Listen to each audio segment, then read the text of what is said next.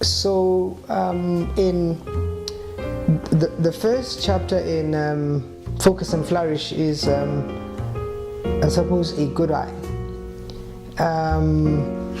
So, when you work with depressed people, whether in private practice or you meet them in hospitals, psychiatric wards, or mental health, other mental health institutions, clinics, and different places. When you work with depressed people, there's something interesting that one would find, which is depressed people would generally have a negative perspective on life. So they have a negative view of life for many reasons. In fact, inappropriate guilt is one of the symptoms in depression. So depressed people tend to now take on this negative view of life. But something interesting happens when they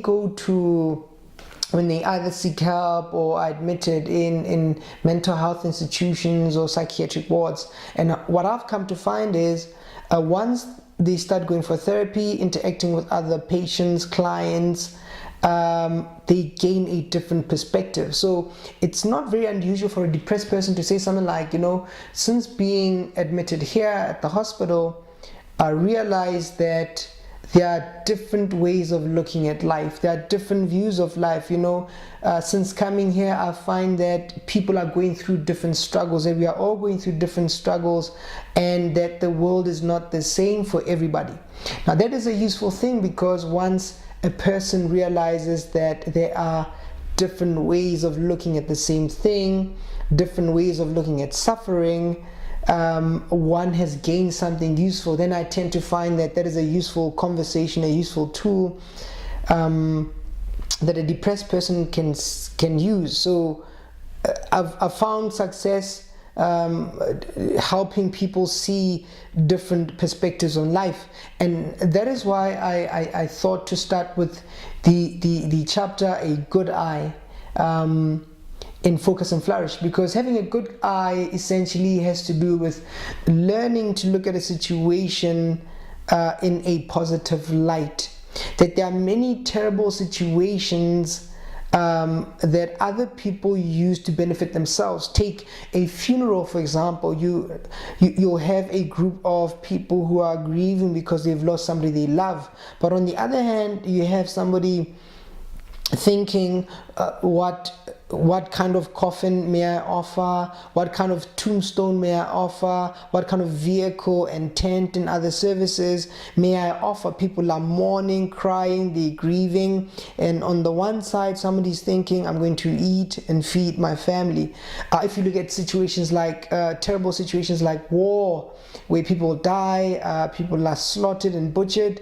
On the one side, there's somebody supplying the boots, the camouflage, the technology, the vehicles. Someone else is making a profit over some sort of suffering. So the idea is, when we live life where suffering is inevitable, is it possible for somebody to salvage something positive from negative situations?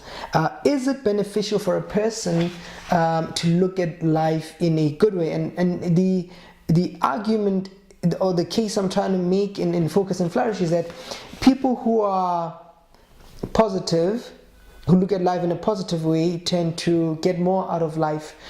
Studies show that optimistic people tend to live longer, heal faster than pessimistic people. So it is to our benefit when we are optimistic, because when we are optimistic, we are better to be around, we are more sociable, we have more ideas, we are more creative, we just do more and produce more out of life when we decide to be positive, to decide to look at life in a good way. So it is my contention that looking at life in a good way is better than being a negative person, particularly in this culture we're currently in, the outrage culture, where you get mileage, you get respect from pointing out what's wrong, from focusing on what's wrong, be it in just traditional media or social media. When you are negative, you seem to get more traction, more attention. And if one continues in that way, one ends up being hopeless and pessimistic, and not understanding why they do the things that they do. They essentially end up eating themselves. So if we want to succeed, it is better to just have a good perspective on life, to always look for what could you salvage from the situation, what is useful about the situation, what can you learn every day, how can you improve yourself, what is good, and to respect the things that you have, because you do generally have great things that you have to offer to the world, and if you are negative, you miss that.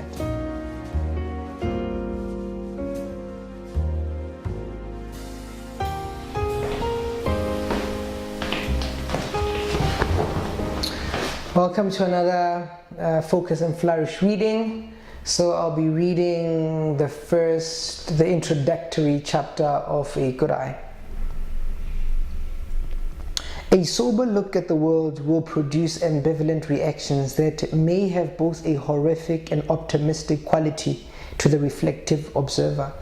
Whilst bombs, guns and machetes reign on one side of the world, innovation, progress and health reigns on the other.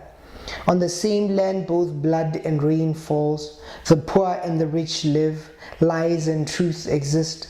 In the same room both the masculine and the feminine exist, the free and the enslaved breathe, the foolish and the wise live.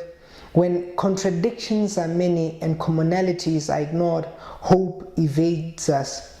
When our senses are bombarded by multiple stimulants, focus escapes us. When overwhelmed in the land of needs and wants, we fail to flourish.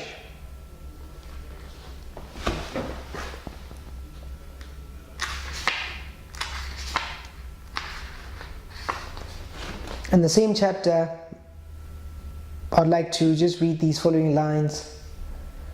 A good eye will help you focus on the right things and avoid distractions. A bad eye will drown you in negativity. A squint eye will keep you confused, while a blind eye will cause you to miss opportunities. An infected eye poisons the soul and the mind of the observer. Decide to have a good eye. A good eye is a great perspective on life. Focus only on the possible and good.